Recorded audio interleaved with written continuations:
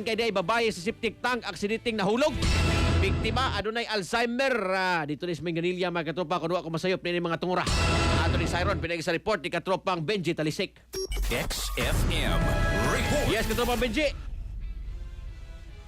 Jobay kagay ang buntag na palgang kini maong babae nga dito mismo sa safety nga nakahapa o ganing nagulob sa akin maong sinundag dito mismo sa akin phase 1 sa Deca Home sa barangay akin Tungkil sa lungsod sa Manila. Ang mga kabanan ni daling niya dito man nga ilan na dawat na report sa pagkakaplag sa maong nga tigwa na siran nga ganing maong nga bigyan mga si alias Liza sa News kaysa na misin nitong Lunes. Mato ni Police Major Police Colonel Maria Teresa Makatangay nga ginamoong biktima kasi pa report na kini sa iyang mga anak nga misin nitong Lunes mo itong nasising balita at nga ginamundag usag ka kasi sa David mo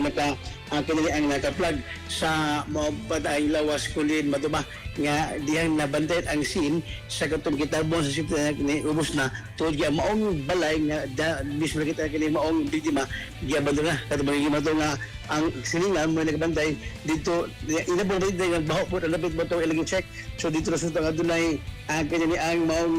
tiguang nga ang kini mga babae sa pag-ato sa anak ni Kumpirmar nga ikaw itong inhandukod kay ang chinelas nga mo gina itong paglagaw sa ilang panimay duwas anak nga kini mo ang iyang inahandog kini Alzheimer's so medyo unay panahon nga kini makahibaw ko sa mulagtaw iguman ang mawa kini sa iyang panganisa o pag buhat o magiging mato nga pagkakita sa maong nakuha sa maong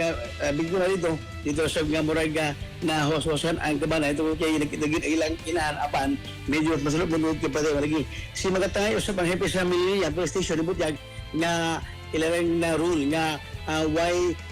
wala foul play ngun man ang ganing kamatayon aksidente o gisituang nahug sa sinitang tukusab sa posibleng nga tungo sa nanglabay mga adlaw medyo kusuganguan mo ito nga wakabantay sa naglagaw din mga biktima ang nahong doon sa kadanguga sa daan sa labit dito sa may Deca Homes. At mayroon na pamahiyag ni Police Colonel Maria Teresa Makatangay. Karon makalungin na aksidente ang hitabo because pagtanaw na to sa background ani nga maong victim na natagak sa septic tank as also intimated to us with the family na ano siya sakit no Alzheimer so agi katigwangon ba nga mo balik sa pagkabata ang paminsar nila so the night daw Domingo kadong Lunes ba hindi ka Lunes na natong ni sila na sa ilang panimalay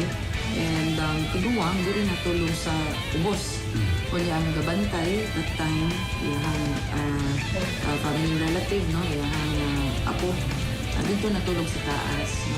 Ang pagdinaw ni Police Colonel Maria Teresa Makatangay ang hepe sa Manila Police Station. Katropa sa paglimot sa paghaplas, paggamit sa haplas nga sa tone herbal oil magatabang labi na katong mga panuhon sa lawas o kini bamao sa lawas magatabang ninyo matagalong tanan hinimo sa Yes to Health Incorporated o babalit sa mga parmasyo butika sa iyong lugar. Alas yung sa Pilipinas para sa Pilipinas yung katropa Benji Talisik, XFM News.